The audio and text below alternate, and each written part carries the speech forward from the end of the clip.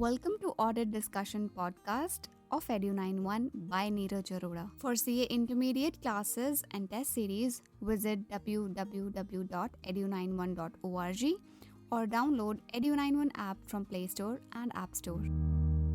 Hi guys, this is the first episode. हम लोग जो भी आपसे कमिटमेंट कर रहे हैं वो कर रहे हैं चैप्टर नंबर 1 की, और आप लोगों ने बस एक काम करना है, मेरे पास तक इस पॉडकास्ट का फीडबैक पहुंचाना है।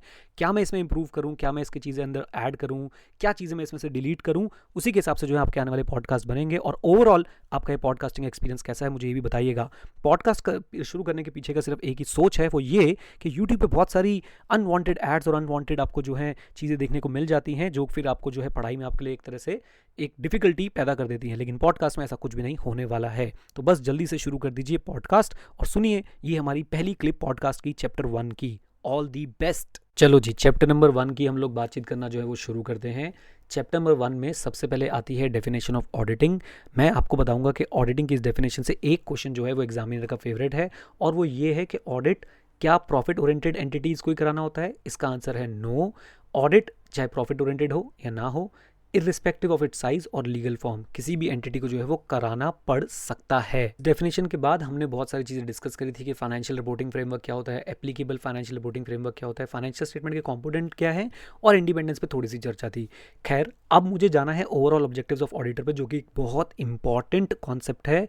और यहाँ पे मैं आपको बोलना चाहूँगा कि इस कॉन्सेप्ट में जो भी चीज़ें लिखी हुई ना, वो आपको बाय हार्ट याद कर लेनी चाहिए, राइट। सो ऑडिटर का ऑब्जेक्टिव क्या है, याद रखिएगा, एसए 200 उया कासा, overall objectives of an independent auditor and conduct of an audit in accordance with S A.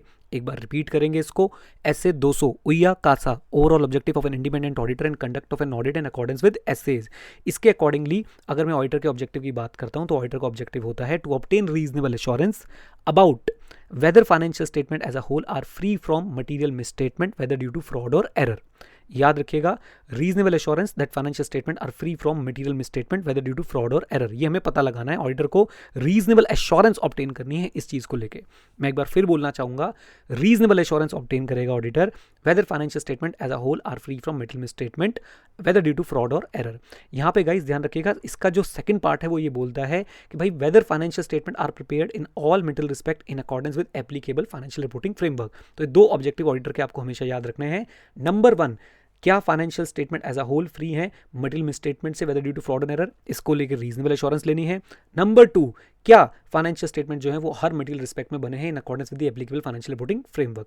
And जो थर्ड पार्ट है वो ये बोलता है ऑडिटर को कि ऑडिटर ने रिपोर्ट करना है ऑन द फाइनेंशियल स्टेटमेंट और उसे कम्युनिकेट करना है in accordance with the auditor's finding, right. So auditor ने रिपोर्ट करना है फाइनेंशियल स्टेटमेंट पे, communicate as per the requirements of SA in accordance with the auditor finding. 3 बातें बोलूंगा, report on financial statement, communicate as per the required SAs in accordance with the auditor's finding.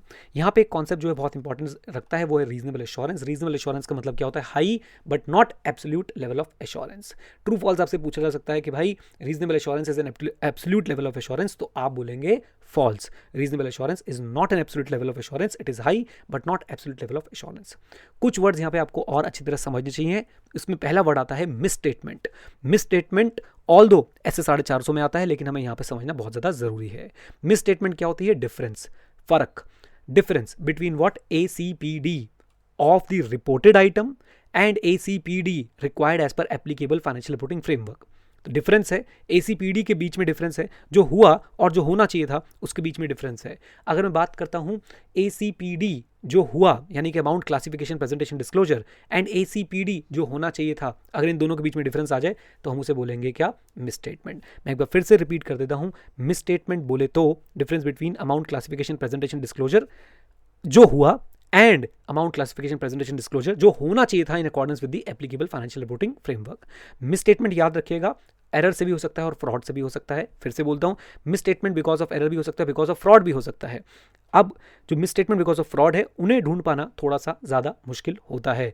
Fraud और error के बीच में जो difference है वो है intention. याद रखिएगा क्या डिफरेंस है, इंटेंशन। आपसे ट्रू फॉल्स पूछा जा सकता है कि fraud is more difficult to detect than error. ये स्टेटमेंट दे देंगे, बोलेंगे ट्रू और फॉल्स, तो आप बोलेंगे येस ट्रू। क्यों, क्योंकि सर फ्रॉड जो है ना, फ्रॉड में हमेशा sophisticated and carefully organize schemes, keyword है sophisticated and carefully organize scheme होती हैं to conceal come on, to conceal, और वहाँ पे इंटेंशनल मिसरिप्रेजेंटेशंस होती हैं। तो इस बात को हमेशा याद रखिएगा।